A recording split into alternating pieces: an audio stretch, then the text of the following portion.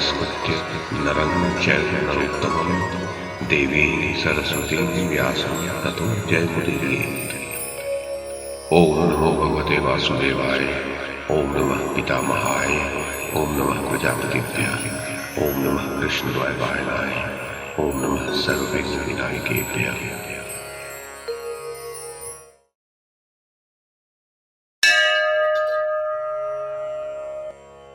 वैशंपायन जी कहते हैं, जन्मेजय, युधिष्ठिर ने पूछा, भार्गव श्रेष्ठ, स्वामी कार्तिकेय का जन्म किस प्रकार हुआ था और वे अग्नि के पुत्र किस प्रकार हुए? ये सब प्रसंग मुझे यथावत सुनाने की कृपा कीजिए। मार्कंडेय जी ने कहा, कुरुनंदन सुनिए, मैं आपको मतिमान कार्तिकेय जी के जन्म का वृत्तांत सुनाता हूँ। पूर्व काल में देवता और असुर आपस में संग्राम ठानते रहते थे। उनमें सदा ही घोर रूप वाले असुरों की देवताओं पर विजय होती थी। जब इंद्र ने बारंबार अपनी सेना को नष्ट होते देखा तो वे मानस पर्वत पर जाकर एक श्रेष्ठ सेनापति प्राप्त करने के लिए विचार करने लगे। इतने में ही उनके कानों में एक स्त्री के आर्तनाद का शब्द पड़ा। वह बारंबार चिल्लाती जाती थी, अरे कोई पुरुष दौड़ो, मेरी रक्षा करो। इंद्र ने उसका विलाप सुनकर कहा, भीरू तू डर मत, अब तेरे लिए कोई भय की बात नहीं है। फिर उसके पास पहुंचकर देखा कि उसके सामने हाथ में गदा लिए केशी दैत्य खड़ा है। तब उस कन्या का हाथ पकड़कर इंद्र ने कहा, रे नीच कर्म करने वाले, तू किस प्रकार इस कन्या का हरण करना चाहता है? स्मरण रख, मैं वज्रधर इंद्र हूं, अब तू इसका पिंड छोड़ दे। तब केशी बोला, अरे इंद्र, तू ही इसे छोड़ दे, इसे तो मैं वरण कर चुका हूं। ऐसा करने पर ही तू जीता जागता अपनी पुरी में लौट पाएगा। युधिष्ठिर, ऐसा कहकर केशी ने इंद्र पर अपनी गदा छोड़ी, किंतु इंद्र ने अपने वज्र द्वारा उसे बीच में ही काट डाला। फिर केशी ने अत्यंत क्रुद्ध होकर इंद्र पर एक पहाड़ की चट्टान फेंकी। अपनी ओर आते देख इंद्र ने उसे भी टुकड़े टुकड़े करके पृथ्वी पर गिरा दिया। गिरते समय उससे केशी को ही चोट लगी। उस चोट से घबराकर वह उस कन्या को छोड़कर भागा।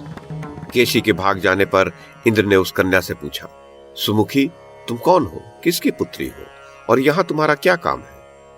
कन्या ने कहा, इंद्र, मैं प्रजापति की पुत्री हूं, मेरा नाम देवसेना है। दैत्य सेना मेरी बहन है, उसे केशी पहले ही ले जा चुका है। हम दोनों बहनें क्रीड़ा करने हेतु प्रजापति की आज्ञा लेकर साथ साथ इस मानस पर्वत पर आया करती थीं, और ये केशी दैत्य नित्य प्रति हमें अपने साथ चलने के लिए कहा करता था। अब दैत्य सेना का तो इससे प्रेम हो गया, किंतु मैं नहीं चाहती थी, अतः उसे तो ये ले गया, परंतु मैं आपके बल पराक्रम से बच गई। अब आप जिस दुर्जय वीर को निश्चित करेंगे उसी को मैं अपना पति बनाना चाहूंगी। इंद्र ने कहा, मेरी माता दक्ष पुत्री अदिति है, अतः तू मेरी मौसेरी बहन होती है। अच्छा बता, तेरे पति का बल कैसा होना चाहिए? कन्या बोली, जो देवता, दानव, यक्ष, किन्नर, नाग, राक्षस और दुष्ट दैत्यों को जीतने वाला, महान पराक्रमी और अत्यंत बलवान हो, तथा जो आपके साथ मिलकर सभी प्राणियों पर विजय प्राप्त कर ले, वह ब्रह्मनिष्ठ और कीर्ति की वृद्धि करने वाला पुरुष ही मेरा पति होना चाहिए। जन्मेजय, मार्कंडेय जी ने कहा, राजन, उस कन्या की बात सुनकर इंद्र को बड़ा खेद हुआ और उन्होंने सोचा कि जैसा ये कहती है वैसा तो कोई वर इसके लिए दिखाई नहीं देता। फिर वे उसे साथ ले ब्रह्मलोक में पितामह ब्रह्मा जी के पास गए और उनसे कहा, भगवान, आप इस कन्या के लिए कोई सद्गुणी और शूरवीर पति बताइए। ब्रह्मा जी ने कहा, इसके लिए जिस प्रकार तुमने विचार किया है वही बात मैंने भी सोची है। अग्नि के द्वारा एक महान पराक्रमी बालक होगा, वह इस कन्या का पति होगा और तुम्हारे सेनाध्यक्ष का काम करेगा। ब्रह्मा जी की ये बात सुनकर इंद्र ने उन्हें प्रणाम किया और उस कन्या को साथ लेकर जहां वशिष्ठ आदि प्रधान प्रधान ब्रह्मर्षि और देवर्षि थे वहां गए। उन दिनों वे ब्रह्मर्षि गण जो यज्ञ कर रहे थे उसमें देवता लोग आकर अपने भाग ग्रहण करते थे। ऋषियों के आवाहन करने पर अग्निदेव भी वहां आए और उनकी मंत्रोच्चारण पूर्वक दी हुई बलियों को ग्रहण करके भिन्न भिन्न देवताओं को देने लगे। उस समय ऋषि पत्नियों का रूप देखकर अग्निदेव की इंद्रियां चंचल हो गईं और वे बहुत विचार करने पर भी अपने काम के वेग को रोक न सके। किंतु उस कामाग्नि को शांत करने का उन्हें कोई अवसर मिलना संभव नहीं था, क्योंकि ऋषि पत्नियां बड़ी पतिव्रता और शुद्ध हृदय वाली थी। अतः अग्निदेव का हृदय बहुत संतप्त होने लगा और वे निराश होकर शरीर त्यागने के विचार से वन में चले गए। जब अग्नि की पत्नी स्वाहा को ज्ञात हुआ कि वे ऋषि पत्नियों पर मोहित होने से काम संतप्त होकर वन में चले गए हैं, तो उसने विचार किया कि मैं ही ऋषि पत्नियों का रूप धारण करके उन्हें अपने में आसक्त करूंगी। इससे उनका तो मेरे ऊपर प्रेम बढ़ ही जाएगा, मेरी काम वासना की भी तृप्ति हो जाएगी। ये सोचकर स्वाहा ने पहले महर्षि अंगिरा की पत्नी रूप गुणशीलवती शिवा का रूप धारण किया और अग्निदेव के पास जाकर बोली, अग्निदेव, मैं कामाग्नि से जली जा रही हूं, अतः आप मेरी इच्छा पूर्ण करिए। यदि आप ऐसा नहीं करेंगे तो मेरे प्राण बच नहीं पाएंगे। मैं महर्षि अंगिरा की भार्या शिवा हूं। युधिष्ठिर, तब अग्नि ने बहुत प्रसन्न होकर उसके साथ समागम किया। समागम के पश्चात स्वाहा ने उनके वीर को अपने हथेली में ले लिया और उसे एक सोने के कुंड में रख दिया। इसी प्रकार स्वाहा ने सप्तर्षियों में से प्रत्येक की पत्नी का रूप धारण करके अग्नि की काम शांति की, किंतु अरुंधति के तप और पातिव्रत्य के प्रभाव से वह उसका रूप धारण नहीं कर सकी। इस प्रकार काम तप्ता स्वाहा ने प्रतिपदा के दिन 6 बार अग्नि के वीर को उसी सुवर्ण के कुंड में रखा। उससे एक ऋषि पूजित बालक उत्पन्न हुआ। स्खलित वीर से उत्पन्न होने के कारण उसका नाम स्कंद पड़ा। उसके 6 सिर, 12 कान, 12 नेत्र, 12 भुजाएं तथा 1 ग्रीवा और 1 उदर था। वह द्वितीया को अभिव्यक्त हुआ, तृतीया को शिशु रहा और चतुर्थी को अंग प्रत्यंग से संपन्न हो गया। जिस प्रकार उदित हुआ सूर्य अरुण वर्ण मेघों में सुशोभित हो, उसी प्रकार वह बालक विद्युत युक्त मेघ से घिरा हुआ अरुण जान पड़ता था। फिर त्रिपुर विनाशक महादेव जी ने दैत्यों का संहार करने वाला जो विशाल और रोमांचकारी धनुष रख छोड़ा था, उसे स्कंद जी ने उठा लिया और अपने भीषण सिंहनाद से तीनों लोकों के चराचर जीवों को संज्ञा शून्य सा कर दिया। उनकी उस महामेघ के समान भयंकर गर्जना को सुनकर बहुत से प्राणी पृथ्वी पर गिर गए। उस समय जिन जिन प्राणियों ने उनकी शरण ली, उन्हें उनका पार्षद कहा जाता है। उन सबको महाबाहु स्वामी कार्तिकेय ने सांत्वना दी। तत्पश्चात उन्होंने श्वेत पर्वत के ऊपर खड़े होकर हिमालय के पुत्र क्रौंच पर्वत को बाणों से बींध दिया। उसी छिद्र से होकर हंस और गृध्र पक्षी आज भी मेरु पर्वत पर जाते हैं। कार्तिकेय जी के बाणों से विद्ध होकर क्रौंच पर्वत अत्यंत आर्तनाद करता हुआ गिर पड़ा। उसके गिरने पर दूसरे पर्वत भी बड़ा चित्कार करने लगे। उन अत्यंत आर्त पर्वतों का वह चित्कार शब्द सुनकर भी महाबली कार्तिकेय जी विचलित नहीं हुए, अपितु एक शक्ति हाथ में लेकर सिंहनाद करने लगे। जब उन्होंने उस शक्ति को छोड़ा तो उसने बड़े वेग से श्वेतगिरी के एक विशाल शिखर को फोड़ डाला। उनकी मार से विदीर्ण हुआ वह श्वेत पर्वत भयभीत होकर दूसरे पहाड़ों सहित पृथ्वी को छोड़कर आकाश में उड़ गया। तब पृथ्वी भी भयभीत होकर जहां तहां से फट गई, किंतु व्याकुल होकर कार्तिकेय जी के पास जाने पर वह फिर बलवती हो गई। पर्वतों ने भी उनके चरणों में सिर झुकाया और वे फिर पृथ्वी पर आ गए। तब से शुक्ल पक्ष की पंचमी के दिन लोग उनका पूजन करने लगे। इधर जब सप्तर्षियों को उस महान तेजस्वी पुत्र के उत्पन्न होने का समाचार ज्ञात हुआ, तो उन्होंने अरुंधति के सिवा और सब पत्नियों को त्याग दिया। किंतु स्वाहा ने सप्तर्षियों से बारंबार कहा कि मैं अच्छी तरह जानती हूं ये मेरा पुत्र है, आप लोग जैसा समझते हैं वैसी बात नहीं है। विश्वामित्र जी ने जब अग्निदेव को कामातुर देखा था, तो वे भी सप्तर्षियों की इष्टि करके गुप्त रूप से उनके पीछे चले गए थे। इसी कारण से उन्हें सब बातों का ठीक ठीक पता था। उन्होंने भी सप्तर्षियों से कहा कि इसमें आप लोगों की पत्नियों का अपराध नहीं है, किंतु उनसे सब बातें यथावत सुनकर भी उन्होंने अपनी पत्नियों को अंततः त्याग ही दिया। जब देवताओं ने स्कंद के बल पराक्रम की बातें सुनी, तो उन्होंने आपस में मिलकर इंद्र से कहा, देवराज, स्कंद का बल असह्य है, आप उसे तुरंत मार डालिए। यदि आप ऐसा नहीं करेंगे तो वही देवताओं का राजा बन बैठेगा। इंद्र को यद्यपि अपनी विजय में संदेह था, तब भी उन्होंने ऐरावत पर चढ़कर सब देवताओं को साथ ले स्कंद पर धावा बोल दिया। वहां पहुंचकर इंद्र तथा समस्त देवताओं ने भीषण सिंहनाद किया।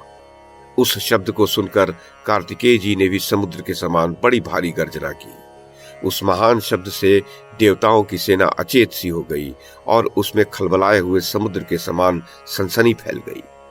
देवताओं को अपना वध करने के लिए आया देख अग्नि कुमार कार्तिकेय ने कुपित होकर अपने मुख से अग्नि की धधकती हुई ज्वालाएं छोड़ी। वे लपटें पृथ्वी पर भय से कांपती हुई देवसेना को जलाने लगी। इससे देवताओं के मस्तक, शरीर, आयुध और वाहन जलने लगे तथा वे तितर बितर हो जाने से छिन्न भिन्न तारागण के समान प्रतीत होने लगे। इस प्रकार जल भून जाने से उन्होंने इंद्र को छोड़कर अग्निपुत्र स्कंद की ही शरण ली। तब उन्हें कुछ चैन मिला।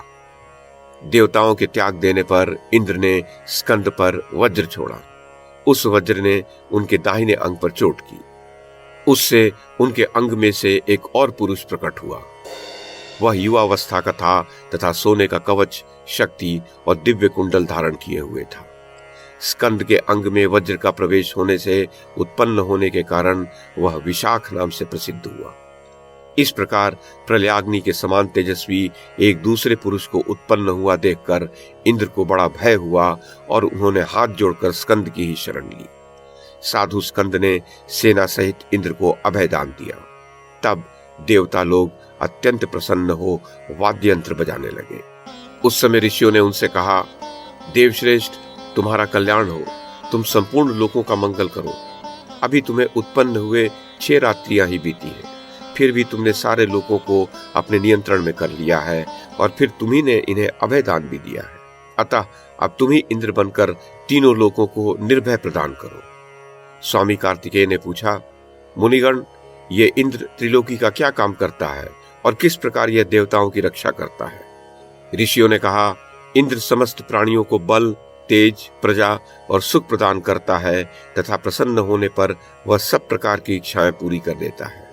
वह दुराचारियों का संहार करता है, सदाचारियों की रक्षा करता है तथा प्राणियों के प्रत्येक कार्य में उनका अनुशासन करता है। जब सूर्य नहीं रहता तो वही सूर्य हो जाता है और चंद्रमा के अभाव में वही चंद्रमा होकर चमकता है। इसी प्रकार वही भिन्न भिन्न कारणों से अग्नि, वायु, पृथ्वी और जल बन पड़ता है। यही सब काम इंद्र को करने पड़ते हैं क्योंकि इंद्र में बड़ा बल है।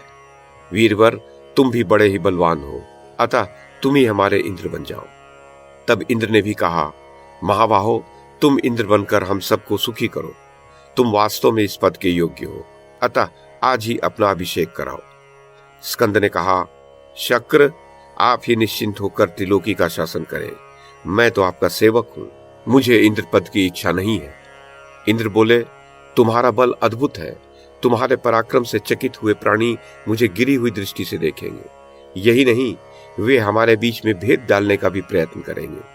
इस प्रकार मतभेद हो जाने से मेरी और तुम्हारी लड़ाई ठनेगी और जैसी मेरी धारणा है उसमें विजय तुम्हारी ही होगी। अतः तुम ही इंद्र बन जाओ, इस विषय में कोई सोच विचार मत करो। स्कंद ने कहा, शक्र, इस त्रिलोकी के और मेरे भी आप ही राजा हैं। कहिए, मैं आपकी किस आज्ञा का पालन करूं? इंद्र बोले, अच्छा, तुम्हारे कहने से इंद्र तो मैं बना रहूंगा, किंतु यदि सचमुच तुम मेरी आज्ञा मानना चाहते हो तो सुनो, तुम देव सेनापति के पद पर अपना अभिषेक करा लो। स्कंद ने कहा, ठीक है, दानवों के विनाश, देवताओं की अर्थ सिद्धि तथा गौ और ब्राह्मणों के हित के लिए आप सेनापति के पद पर मेरा अभिषेक प्रसन्नता से कर दीजिए। युधिष्ठिर, स्कंद के इस प्रकार कहने पर इंद्र ने समस्त देवताओं सहित उन्हें देवताओं का सेनापति बना दिया। उस समय महर्षियों से पूजित होकर वे बड़े ही सुशोभित हुए। उनके मस्तक पर सुवर्ण का छत्र लगाया गया। इतने में ही वहां पार्वती जी सहित भगवान शंकर पधारे। उन्होंने स्वयं ही विश्वकर्मा की बनाई हुई एक माला उनके गले में पहना दी। अग्निदेव ने एक मुर्ग दिया। उसकी कालाग्नि के समान लाल रंग की ध्वजा सर्वदा उनके रथ पर फहराया करती है। जो समस्त प्राणियों की चेष्टा, प्रभा, शांति और बल है तथा देवताओं की विजय को बढ़ाने वाली है, वह शक्ति स्वयं ही उनके आगे आकर उपस्थित हो गई। फिर उनके शरीर में जन्म के साथ उत्पन्न हुए कवच ने प्रवेश किया। वह युद्ध करने के समय स्वयं ही प्रकट हो जाता था। शक्ति, धर्म, बल, तेज, कांति, सत्य, उन्नति, ब्रह्मण्यता, असम्मोह, भक्तों की रक्षा, शत्रुओं का संहार और लोकों की रक्षा, ये सब गुण स्कंद में जन्मतः ही है। इस प्रकार सभी देवगणों ने उन्हें अपना सेनापति बना लिया। इसके पश्चात कार्तिकेय जी के आगे सहस्रों देव सेनाएं उपस्थित हुई और कहने लगी कि आप हमारे पति हैं। तब उन्होंने उन सभी को स्वीकार किया और उनसे सम्मानित हो उन सभी को सांत्वना दी। इसके पश्चात इंद्र को केशी के हाथ से छुड़ाई हुई देव सेना का स्मरण हो आया और वे सोचने लगे, इसमें संदेह नहीं, इन्हें ही ब्रह्मा जी ने देव सेना का पति नियत किया है। अतः वे वस्त्रालंकारों से सुसज्जित कर उसे स्कंद के पास लाए और उनसे कहा, देवश्रेष्ठ, ब्रह्मा जी ने आपके जन्म के पहले ही इसे आपकी पत्नी निश्चित कर दिया है। अतः आप विधिवत मंत्रोच्चारण पूर्वक इसका पानी ग्रहण कीजिए। तब स्कंद ने विधि पूर्वक उसका पानी ग्रहण किया। उस समय मंत्रवेत्ता बृहस्पति जी ने मंत्रोच्चारण और हवन आदि किया। इस प्रकार देवसेना कार्तिकेय जी की पटरानी होकर प्रसिद्ध हुई। उसी को ब्राह्मण लोग षष्ठी, लक्ष्मी, आशा, सुखप्रदा, सिनीवाली, कुहू, सद्वृत्ति और अपराजिता भी कहते हैं।